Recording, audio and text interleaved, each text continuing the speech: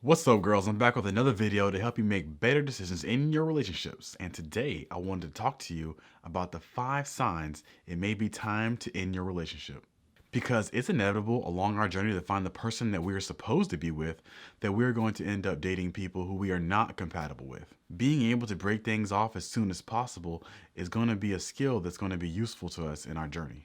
And I've seen many people, time and time again, stick around in relationships that they really don't want to be in just because it's too difficult for them to look at the other person and separate themselves from the other person and say, hey, we're not compatible and I don't want to do this anymore. But the sooner you are able to do things like that, the sooner you're going to find the person who you are supposed to be with, the person that does make you happy, the person you are compatible with. Because it's inevitable that we're going to have to take time to get to know someone.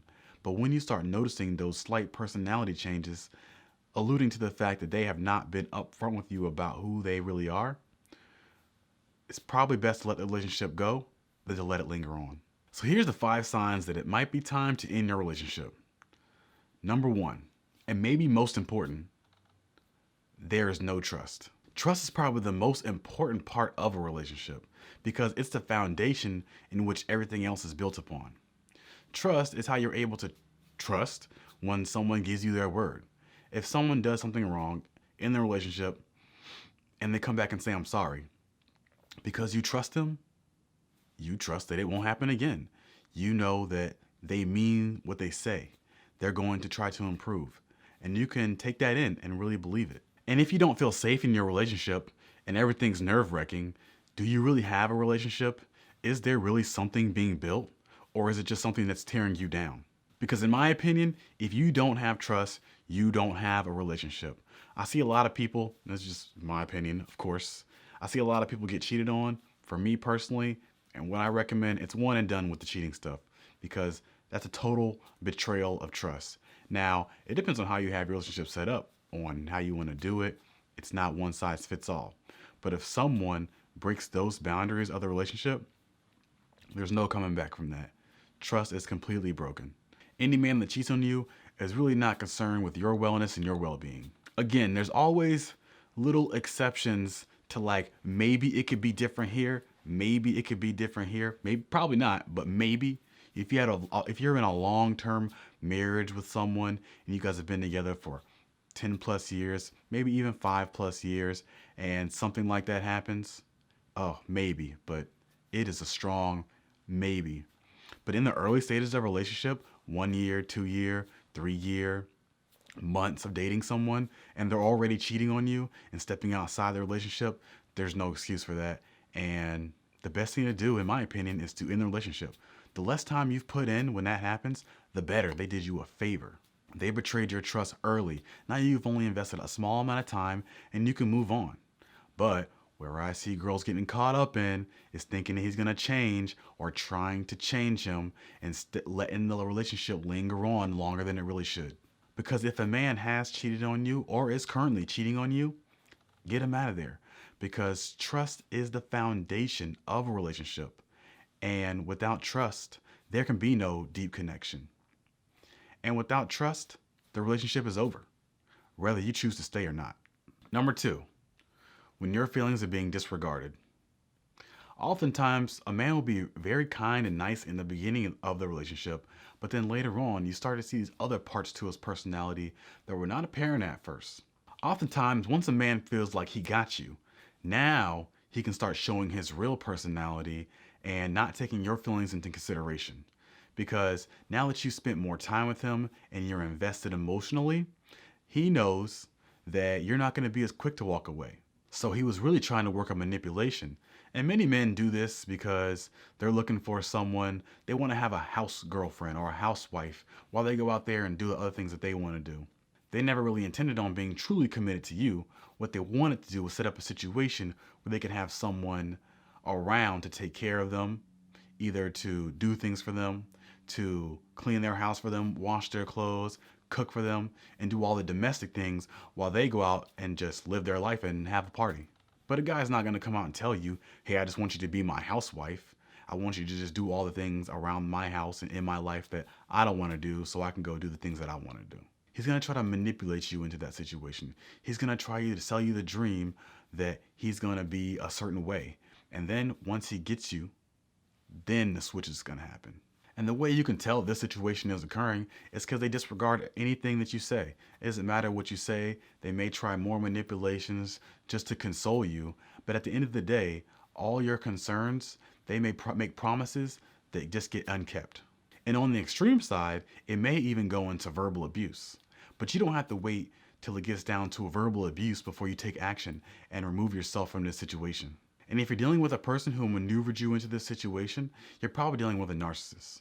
So you can actually check out my video, 8 signs to tell that you may be dating a narcissist, to get more information on that. And if you do find out that you are dating a narcissist, my recommendation would be to leave immediately or as soon as possible. Number 3, they want more from you than they're willing to give. And this is the hallmark personality trait of someone whose intentions is only to use you. They really don't have a problem asking you to do things for them, but when you try to get them to do things for you, they always have an excuse. You see, this person, their goal is to drain you of your energy while doing anything possible for themselves to maintain their energy. They're okay with taking.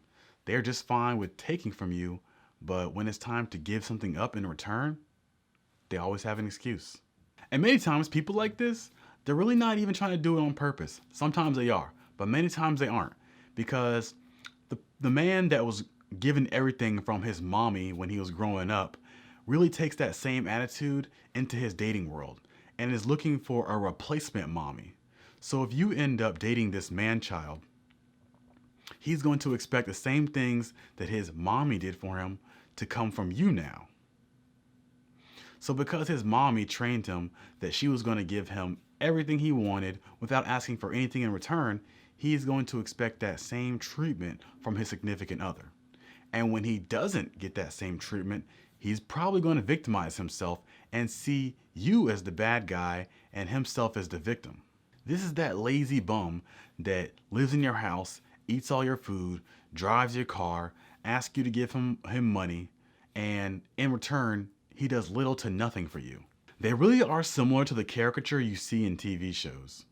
So unless you're wanting to take care of a grown man child, when you notice that he's not willing to put in as much as you are, you're probably going to want to cut him off. The 4th reason that it may be time to leave is that you've said all you could say. Once you've said all that you can say, what's there left to say? You could keep going down the same path and repeating the same things over and over again, hoping that there's going to be change. But you've already done that. So you have to try something new. So when you realize that you can't control anyone else, the only thing you can do is control yourself. When you've said all you can say, it's time to stop talking. It's time to take action and separate yourself from this person and realize that you can't control their actions. All you can do is ask them to do better by you. And if they choose to not listen to you and to not take heed to that, then you have to do what's within your power. And what's within your power is yourself. Because once you've said all you can say, you really only have 2 options that are going to bring you some sort of peace. One would be to accept the behavior and realize that it's not going to change. They've already told you it's going to change before, and it didn't. Or number 2, you can leave, which is the one I recommend. So when there's nothing left to say, there's really no reason to keep talking about it because you know there's not going to be any changes. So the best thing for you to do would be to remove yourself from the situation so this person's actions does not continue to affect you. Because when you've asked for reasonable changes to occur and you have been ignored by the other party, it really shows that they aren't very concerned with you. And staying in a relationship with a selfish person is only going to serve to frustrate you more over time. Number 5, and maybe the most difficult one, and that is you find that you two are incompatible. And the reason why I say it's maybe the most difficult is because it's hard to sit a person down who you actually do care about. You just find that they're not what you're looking for in a significant other. So you have to sit them down and probably break their heart just to let them know that, hey, I do like you, but we're not compatible in that aspect. And the reason this is harder is because they may not have done anything. When someone is actively hurting you and doing something wrong, It's easy to conjure up that anger and turn it into, this is the reason why I'm leaving you, because you're harming me. But when you're not actively being harmed by someone and you just recognize that this is not the situation you want to be in, you don't have that anger to lean back on. I know that sounds funny. It's like, you know, leaning on anger to get things done. But when that situation occurs, you do need to lean on your anger and get yourself about that situation.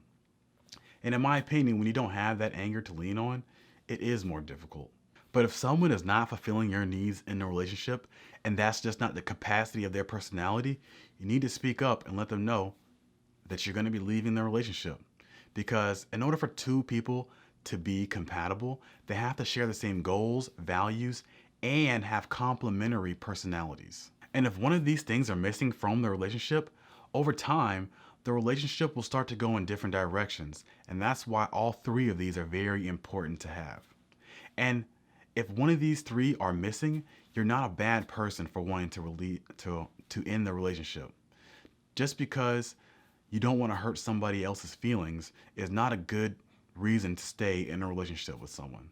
And not only are you doing yourself a disservice, you're doing them a disservice as well. Because maybe the things that you don't like and the things that make you incompatible with this person, another girl will find great and it will make them even more compatible. So you speaking up and letting this person know that they're not compatible with you is actually really good for both parties, because it frees you up to go find the person that you're supposed to be with, and it does the same exact thing for them. Because everyone deserves to be engaged in relationships that make them feel comfortable and that they're happy with. So those are my 5 signs that it may be time to end the relationship, as difficult as it may be. Leave a comment down below and let me know what you think, and let me know if this is a situation that you've dealt with or are dealing with currently. If you liked the video, give it a like. And you can subscribe to the channel for more content and videos like this in the future. Also, if you'd like to follow me on a daily basis, you can follow my Instagram, which I will link in the description. I really hope this video has been helpful and you guys enjoyed it. And other than that, I'll see y'all in the next one.